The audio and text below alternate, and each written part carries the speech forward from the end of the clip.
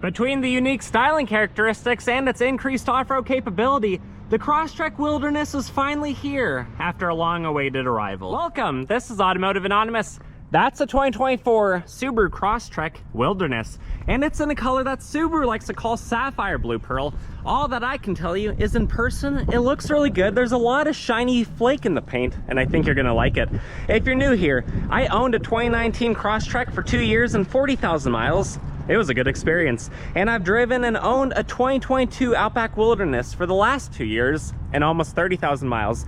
And then the Crosstrek, it's new for 2024. It's a new 3rd generation. And I've actually already reviewed the other 4 trim levels. So I have a lot of bum time in the seats of the Crosstrek, and I'm excited to show you the differences with this one. So we're gonna do a walk around, go through the specs, initial driving impressions, 0 to 60 on my GPS, and then final thoughts to help you decide what do you do with the all-new Crosstrek Wilderness.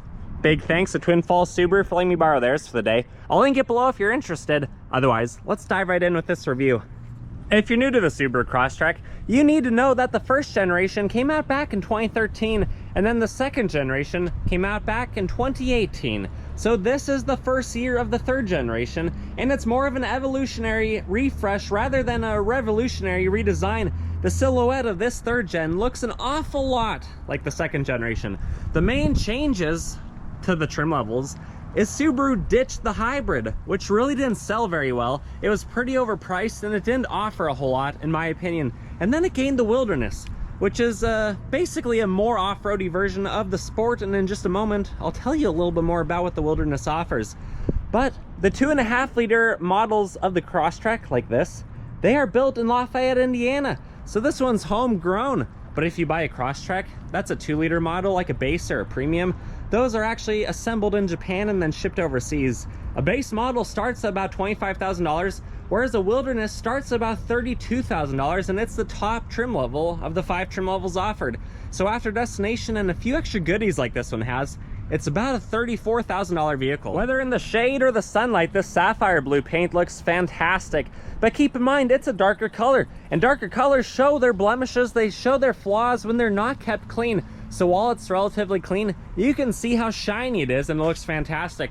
But you want more than that if you're gonna spend 32 grand on a Crosstrek before destination. So what do you get? Well, the Wilderness offers 9.3 inches of ground clearance, which is 0.6 of an inch higher than the regular one. That comes from the tire and the suspension. It has a 17-inch matte black wheel. Unfortunately, it's a spare tire in the back, but it's a Geolandar all-terrain tire on the 4 wheels on the ground, and they do really well. I've had that on my Outback Wilderness the whole time I've owned it. They do fantastic in the winter, and they still have a lot of tread depth for almost 30,000 miles. You also have the 2.5 liter Boxer. StarTech's water repellent upholstery. It doesn't breathe very well, so if you're someone that sweats a lot while you drive, just be aware that it doesn't breathe well. I don't have that problem. I don't know how many people actually do, but I have heard that as a concern on the comments. And then because this has upgraded parts in the transmission and the rear diff, it has a 411 final drive ratio, so it can climb up to a 38-degree grade, tow up to 3,500 pounds, and put the power down just a little bit better than the regular Crosstrek. So with that said, these are about 14.7 feet long. The wheelbase is about 8 3/4. They are about 6 feet wide and 5.3 feet tall. This one again has 9.3 inches of ground clearance, a 411 final drive ratio, and it weighs about 3,300 to 3,400 pounds, while having a payload capacity of 900 pounds. So you can hold 900 pounds worth of people and stuff in your Crosstrek before the suspension and the wheels are maxed out, and then it can do a full circle in 35 feet. The last things to mention out here is the gas tank is located on the passenger side. When the vehicle's locked, so is the gas door, so no one's going to be siphoning your gas. Then when you unlock the vehicle, so is the gas door. So I like that system a lot better than the lever from the 2nd generation Crosstrek. It's a 16.6 gallon tank. These are rated at 25 city, 29 highway, so your max road trip and range is about 481. I do wish that was a little bit better. I think it should be a little bit better on this size of vehicle. And then the wheels and tires are Yokohama Geolandars again. It's a 225/60/17. They look really good. Those disc brakes do a great job. I wish we had a full-size spare in the back. And then this has proximity key features, so leave that in your pocket. But if you're gonna use it, you have lock, unlock, hatch, release, and panic button.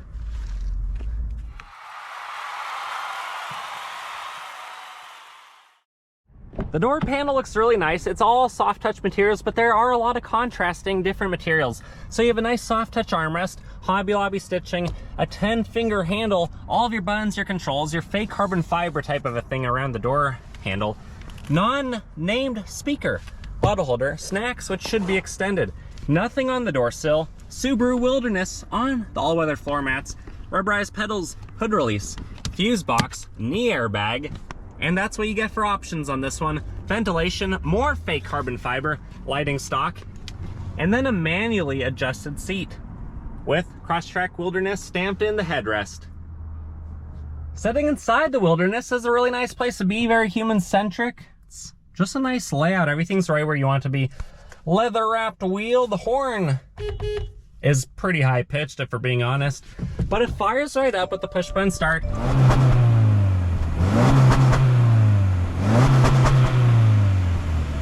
The needles dance, Subaru Wilderness appears in the display.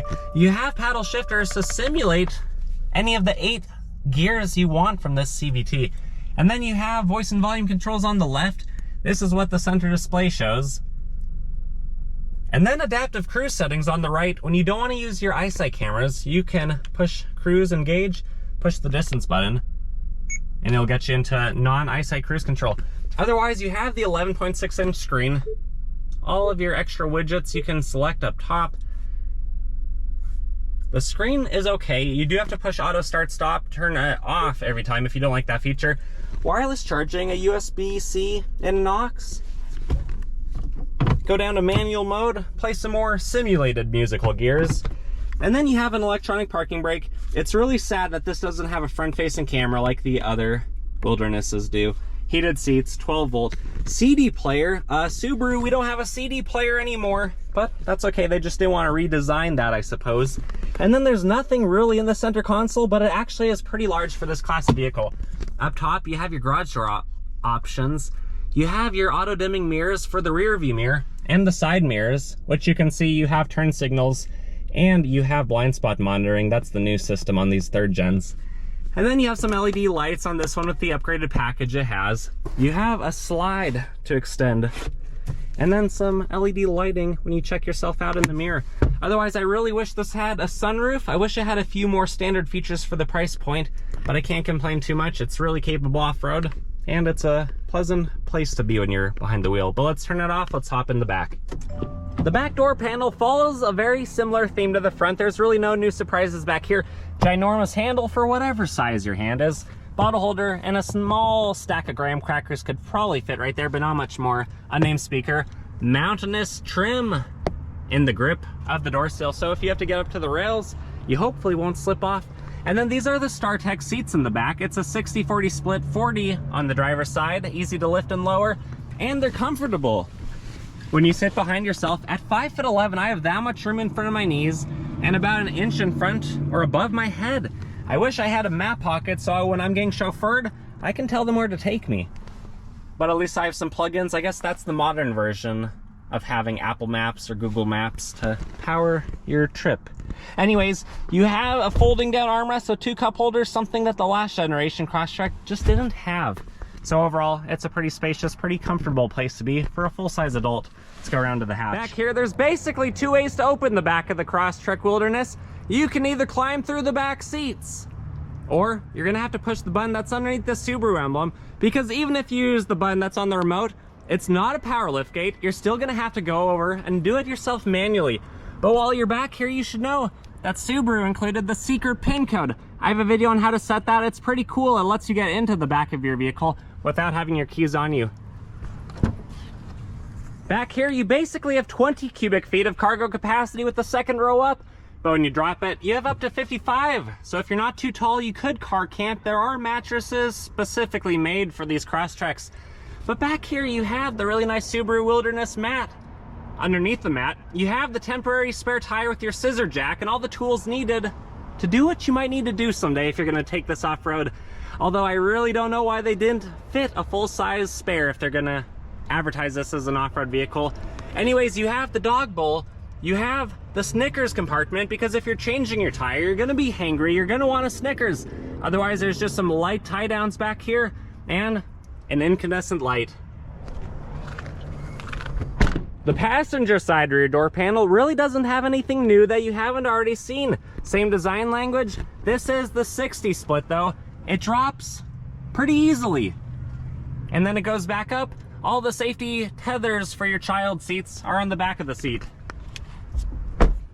And then if you're fortunate enough to ride shotgun in the Wilderness, your door panel looks almost identical to the driver's, minus some of those extra controls. Nothing on the door sill. You still have a manually adjusted seat, but you have fewer controls than you do if you are the driver. Thankfully, my backpack doesn't mind. It's comfortable, having a good time. The headrest is still Subaru Wilderness stamped. There's no extra storage on the side of the transmission tunnel or above the glove box. It's non-locking, but it is adequately sized. No plugins in here either. But I think it's time to come around front. I'll pop the hood and I'll show you what the 2.5 liter Boxster looks like.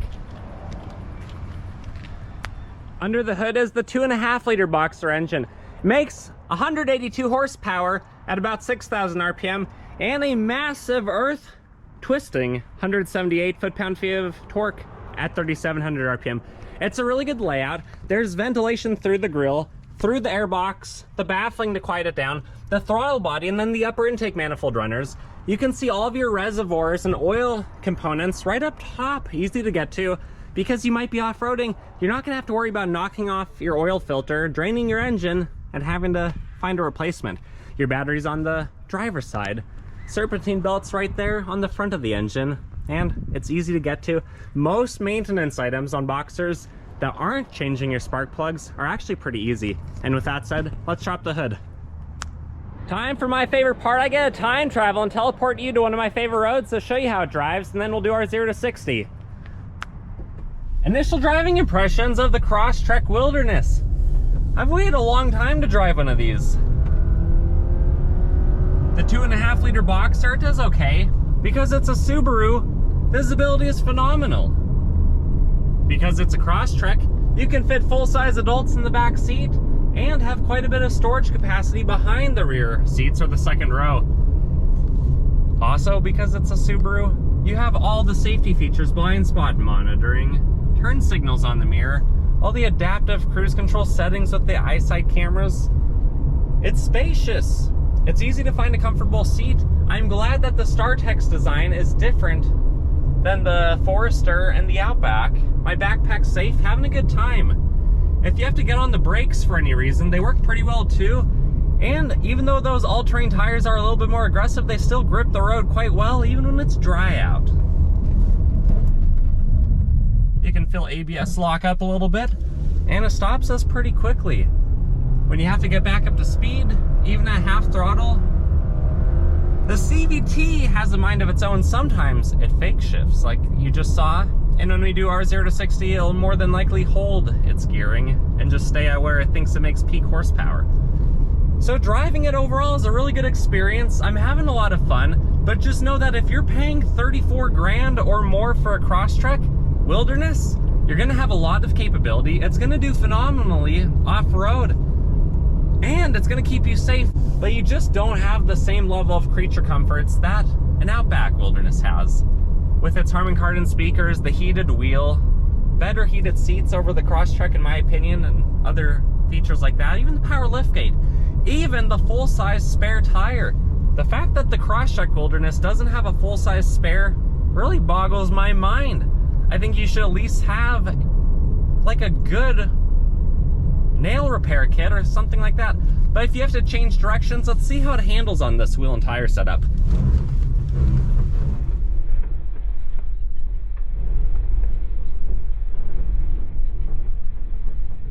There's a lot of body roll, but what can you expect from a compact crossover utility vehicle? I think it handles pretty well. I think it's fun to drive. And with that said, I'm gonna get us to our private road so we can see how fast it is, 0 to 60. Traction off, sport mode on, brake rev, let's go.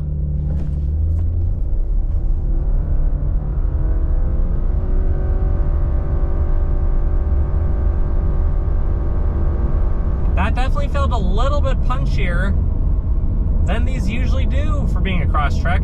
True 0 to 60 came in at 8.69 seconds. That's not a record, but our density altitude's 4,600 feet, so this vehicle's down on power over 15%. My final thoughts of the 2024 Subaru Crosstrek Wilderness is overall, it's a really cool vehicle. This thing definitely stands out. It feels good to drive, and you know that you can have a lot of fun with it. No matter what you're gonna do with it, whether you're gonna keep it in town, grocery get, or you're gonna take it off-road and have some fun. What I am confused on is why it costs $34,000. That feels kind of pricey to me. At that point, I would start to look at the Outback Wilderness. It's 10 grand more, which is substantial, but it's a couple seconds faster, 0 to 60. It has more ground clearance, more cargo capacity, a full-size spare, a front-facing camera. It's a safer vehicle in general because it's an Outback, which is a top safety pick plus. But the Crosstrek Wilderness is good. It feels a niche, and I like it. But is it worth it over just getting a sport trim, maybe throwing some all-terrain tires on it? I don't know. It's your decision to make. Let me know in the comments what you guys are thinking. Are you considering one of these or a different trim level of the Crosstrek? I want to know. If you like my video, please consider liking my video. That really helps it to get shared. If you want to subscribe, I post a couple times a week, and I hope to hear from you in the comments. See you on the next one. Take care.